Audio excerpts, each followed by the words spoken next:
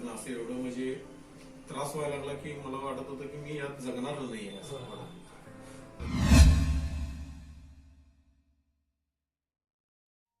मी सूरज अशोक बोलतोय.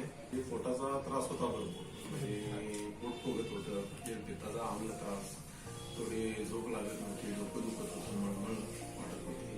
तिथून मी परत पहिला ॲलोपॅथिक दवाखान्यामध्ये दाखवलं. नंतर त्यांनी लॅप्रोस्कोपी केली, सोनोग्राफी केली. त्यामध्ये बी काय असा प्रॉब्लेम झाला नाही. मला म्हटले थोडं मी कोविड पॉझिटिव्ह होतो. त्यावेळेला असं थोडंफार वाटत होतं, पण जास्त नव्हतं असं. त्यानंतर ते वाढायला लागलं आणि वजन उतरलं पाहिजे, भूक कमी झाली. त्यानंतर मी 6 महिने तिथे सरांच्याकडे घेतले गेल्यामध्ये. तात्पुरतं तुम्हाला औषधं सुरू असेपर्यंत तुम्हाला बरं वाटत विषय मिळत होतं.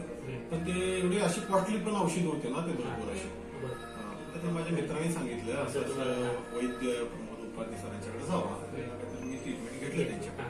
पण जवळजवळ मला एक पहिल्या ट्रीटमेंट मध्ये मला 50% फरक जाणवला. पहिल्या ट्रीटमेंटमध्ये पहिल्या एका महिन्यामध्ये मला 50% ट्रीटमेंट म्हणजे फरक जाणवला.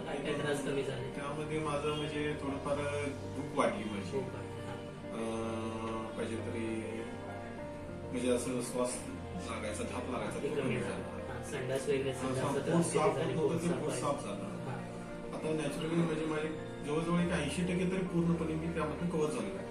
आणि मी तुम्हाला 3 महिन्यामध्ये पूर्ण झालेलं आहे. पूर्णपणे म्हणजे 80-90% कव्हर झालेलं आहे. वाढली, माझं वजन वाढलं पाहिजे. मला म्हणजे आता जरा जगण्यामध्ये थोडंफार हे वाटायला लागलं. मला मी काही काम करत नव्हतो, ते काम करायला लागलो. आता सगळे म्हणतात की आयुर्वेदाला म्हणजे रिझल्ट खूप कमी आहे, वेळ जास्त लागतो असं लोक म्हणतात. तुम्हाला काय वाटतं? असं काय नाही. जर तुम्ही व्यवस्थित पथ्य पाळला, व्यवस्थित जर तुम्ही रेग्युलर औषध घेतली त्यांच्या सांगण्या ट्रीटमेंट प्रमाणे, तर सगळं पूर्णपणे कव्हर होतं.